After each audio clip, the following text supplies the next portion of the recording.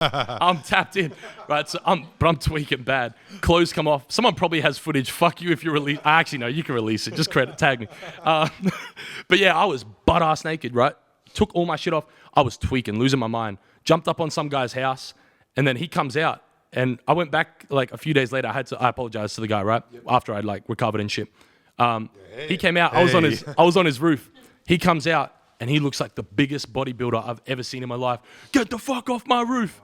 When I went back and saw him a few days later, bro, he's skinny little dude. Like, so I was just definitely losing my mind. But I threw myself off of his house, and I still have a scar on the back of my head. I landed on his fence. I jumped off his house, landed on his picket fence, on my spine, and then on the way down, I dragged the back of my skull over it, and I ripped the back of my head open, so I had to get like stitches and shit back here. So that happened, and then I got up after that and just kept running still. And pretty much, I ran until the point where there was no skin on the bottom of my feet. So I just ran and ran and ran, losing my mind, thinking this is the only way to get out of this hell loop that I'd caught myself in. Ripped the bottom of my feet completely bloody red.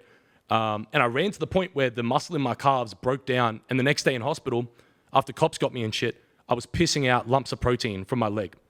Whoa. So it's like these yellow brownie lumps were coming out in my piss. And the nurse was like, yeah, that's the muscle in your legs is breaking down and you're pissing out. Because you just kept running. Mm-hmm.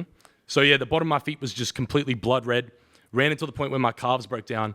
And I remember trying to run through this park, bro. And like, I was running through it, but my legs and that were so fucked up that I eventually just started running again in loops, in circles. In the park. And I was slowly going inwards into the middle of the park. And I remember one of the last things before I just completely blacked out was I just thought, I'm going to hell. I'm going to hell. I'm going to hell.